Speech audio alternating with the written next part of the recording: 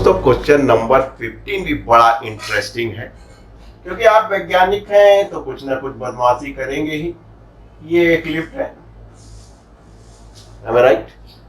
इस पे आपने एक वेइंग मशीन यानी अपना वजन नापने की एक मशीन रख दी, ठीक? कि हम जो है लिफ्ट जब चलेगी तब हम अपना वजन देखेंगे, और आप इस पे खड़े हो गए। अब इससे अच्छा तो मैं आपका बना नहीं सकता हूँ। और ये हमारे मुसद्दी लाल खड़े हो गए अपना वजन नापने के लिए, राइट? मेरा पहला जुमला रहता है कि बेटा वेट मशीन वजन नहीं नापती। आप कहेंगे सर कैसी बात कर रहे हैं भैया, वेट मशीन वेट नापने के लिए होती है, वजन नापने के लिए होती है, आप कहें वजन नहीं नापती। हमने कहा बेटा मैं भौतिक शास्त्री हूँ, वजन क्या होगा इनका? सेंटर ऑफ मास होगा, धरती माता खींचेगी, इनका वजन एम होगा, mg होगा। तो क्या वेइंग मशीन mg नापती है? नहीं। वेइंग मशीन जो है इस फोर्स का जो रिएक्शनरी फोर्स होगा उसको नापेगी।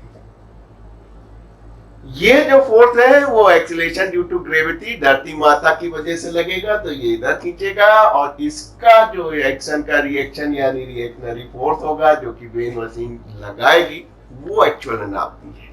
इसीलिए आप देखते हैं कि जब आपकी लिफ्ट चलती है तो आपको हमने 14वें क्वेश्चन में दिखाया था क्या होता था।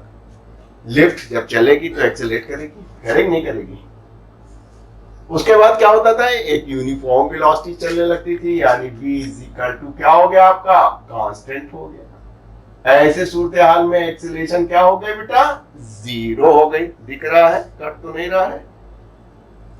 तो चलिए इसको हम यहां लिख देते हैं, ऐसे सूरत हाल में एक्सेलरेशन जो है वो जीरो हो गई। अब बात है बेटा अगर आप यूनिफॉर्म से भी चलते रहेंगे, घटेंगे नहीं, तो खुदागंज पहुंच जाएंगे, तो फिर क्या होगा? रुकने के लिए डी एक्सेलरेशन होगा, तो आप फाइनली डी एक्सेलरेट करते हैं। यानी अगर हमारे पास कोई लिफ्ट है तो उसमें 3 प्रक्रियाएं होती हैं, एक्सीलेट होगी, यूनिफॉर्म वेलोसिटी होगी और डी एक्सेलरेट होगी। अब तो पकड़ में आ गए समझ। और जो वेइंग मशीन है वो क्या करेगी? वो वजन नहीं नापेगी, जो रिएक्शनरी फोर्स होता है उसको नापती है। तो अब देख क्या रहे हैं, अब इन्होंने कहा कि साहब जब हम इस प्रोसेस को, एक्सपेरिमेंट को वर्मा जी सर कर रहे थे, तो उन्होंने कहा कि जब लिफ्ट चल रही थी तो एक बार हमको मैक्सिमम 72 kg मिला, और जो मिनिमम जो हमने देखा वो 60 kg का था। तो ना आदमी का वजन 72 kg का होगा, ना 60 kg का होगा, कोई ना कोई मास तो एक्चुअल होगा, राइट?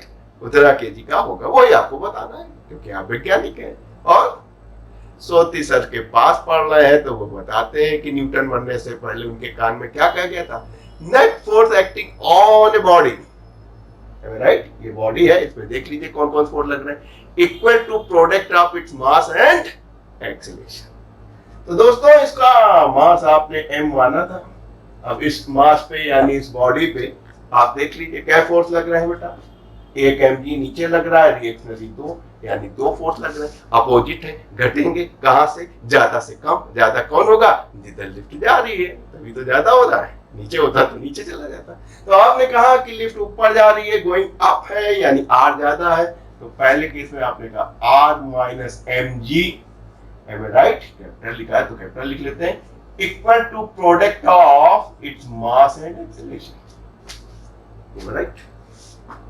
तो आपने कहा कि साहब जो हमको रिएक्शन दिख रहा था इधर ले लीजिए, m a प्लस mg, तो हमको ऐसे सूरत हाल में देखिए जुड़ा है तो ज्यादा होगा, तो जो रिएक्शनल इसमें जो फोर्स दिखाई दे रहा था वही दिखता है, वो है आपका 72 kg, जिसको आपने वेट में कन्वर्ट कर लिया,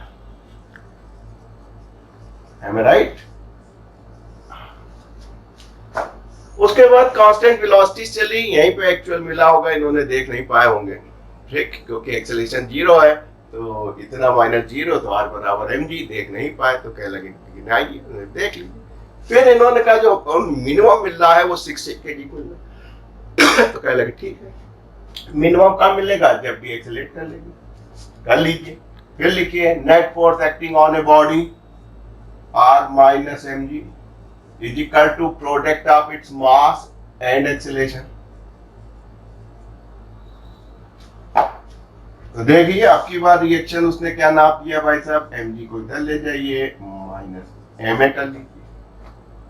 ठीक, ये कितना है आपको 60 kg मिला है, तो आपने कहा 60 इंटू जी, बस काम बन गया आपका। इक्वेशन 1 बन गई। जब आपको मैक्सिमम 72 मिल रहा था, 60 मिनिमम मिला होगा, तो आपको जो है ये मिल गया। और एक्चुअल तो मिला इस पे होगा, सर देख नहीं पाएंगे, कोई बात नहीं। अब आप कर लीजिए, ऐड कर दीजिए इनको इसको जोड़ दीजिए, कितना हो गया 2, m right, 6 2 9 12 13 g equal to mg यानी 2 mg। डिवाइड कर दीजिए, लीजिए एक्चुअल मास आ गया उसका, m इज इक्वल टू 6 2 9 12 6 2 9 12 यानी 60 kg। साथ में करें यार, जब इतना कैलकुलेट करा है तो एक्सेलरेशन बता दो। एक्सेलरेशन यहीं से निकाल लीजिए, चाहे यहाँ निकाल लीजिए चाहे यहाँ से निकाल लीजिए। चलिए यहीं से निकाल लेते हैं। तो आपने कहा कि sir 72g is equal to mass हमको मिल गया 66a प्लस 66g। उठा के हमने यहाँ पे m की वैल्यू यहाँ से उठा के सब्स्टिट्यूट कर दी, बस a निकाल दी पाओ बेटा। इसको घटा दीजिए, 72 माइनस 66g कितना बचा, 4 2 6 ही बचा, इसलिए a इक्वल टू राइट नहीं, हाँ 66 और 4 70 2 72 11 कर दीजिए, तो आपको मिल जाएगा 9.8 अपॉन 11, ये रफली 0.99 के पास आता है। कहाँ है हमारे कैलकुलेटर वाच, बाजी कैलकुलेटर लाइए। 0.89 और इसको आप 0.9 मीटर पर सेकंड स्क्वायर कह सकते हैं। तो देखिए कितना बेहतरीन है, कितना आराम से। वही एक फार्मूला न्यूटन ने मरने से पहले मेरे कान में क्या कहा था, net force acting on a body. एक बॉडी पकड़ लो, उसमें नेट फोर्स निकाल लो, मास इंटू एक्सेलरेशन कर लो,